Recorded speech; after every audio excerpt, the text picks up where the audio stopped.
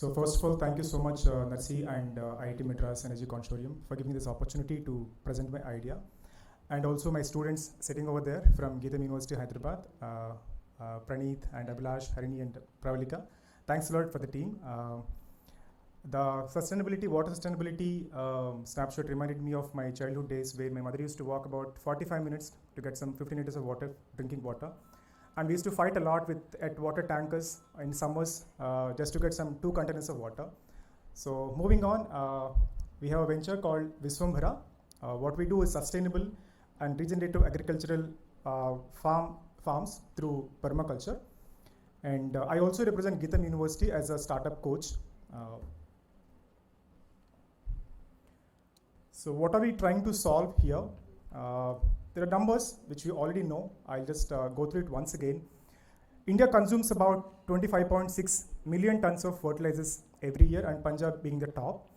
And the soil degradation is impacting about 3.2 billion population around the world negatively.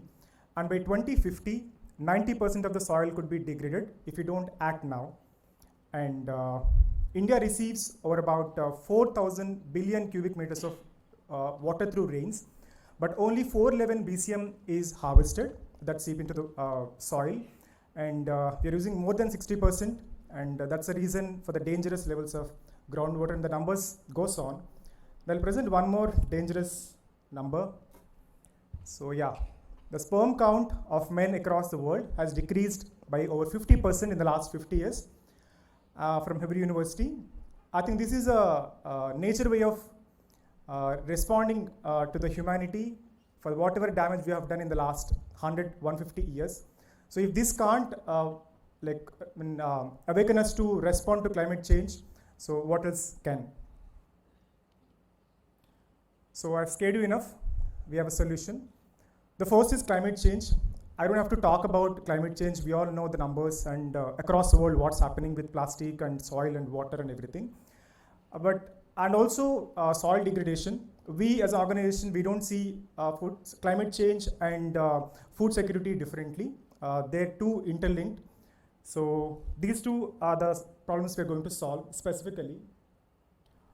How are we going to solve is through creating sustainable, which is financial, social, and environmental sustainability, and regenerative farms using permaculture method. So the word permaculture is coined by an Australian scientist called Bill Moddison in the 70s, and he's a soil scientist. But what it is basically means, it came from 2 words called permanent agriculture. And we actually mimic the forest ecosystem where there is no external inputs like fertilizers and pesticides. And we call it food forest because it is giving us food, seasonal crops, vegetables, fruits, and everything. And we call it forest because it is sustainable over a period of 3 years. I know I have many enemies in this space, but unless until we go back to our roots of going for the nature, designing for the nature, we can't really solve this problem. So yeah, I'm not trying to innovate anything new. We're just going back to our roots, whatever rich agricultural practices that we had in India. So that's what I'm doing.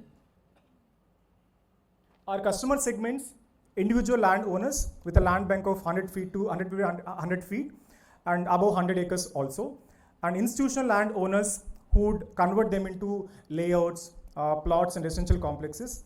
Unlike last 50 years, now commercial layout institutions are looking at converting them into nature-friendly layouts where they get some vegetables and fruits and seasonal crops also. They're keeping some land for that also for growing food. And other institutions like education, government, private institutions who would want to build their food forest in the compliance of CSR, SDG, and ESG goals. There are customers.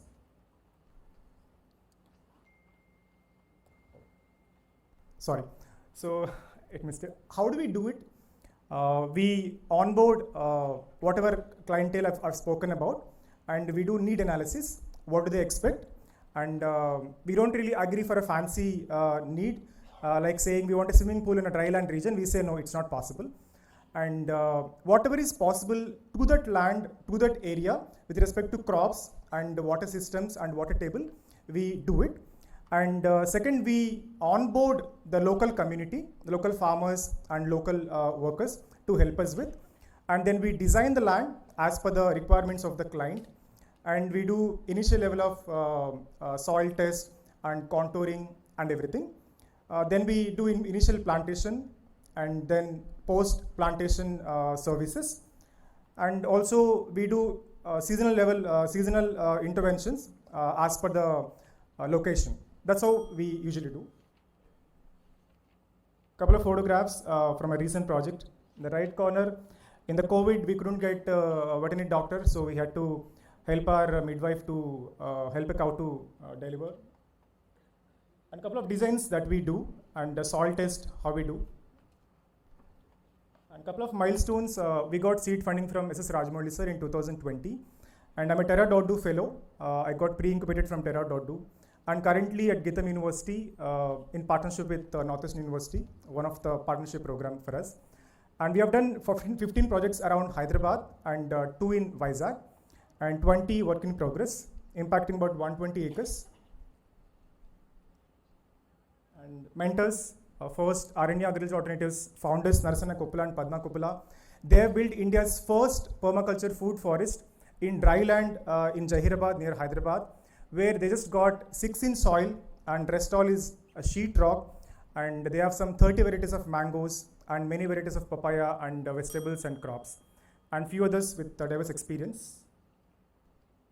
This last half minute. So I see it like this: if you don't act in the next 6 to 7 years, we are gone case. Yes, that's a reality. So we're expecting, or we want 30 crore fund to impact about 50,000 to 1 lakh acres in the next 12 to 18 months, onboarding 50 designers and 10 major metro cities, along with other initiatives like seed saving initiatives, R&D, and partnerships with companies for their complaints, ESG complaints, and a non-profit initiatives to work with major landowners in India is farmers. So that's our ask. That's all. Thank you.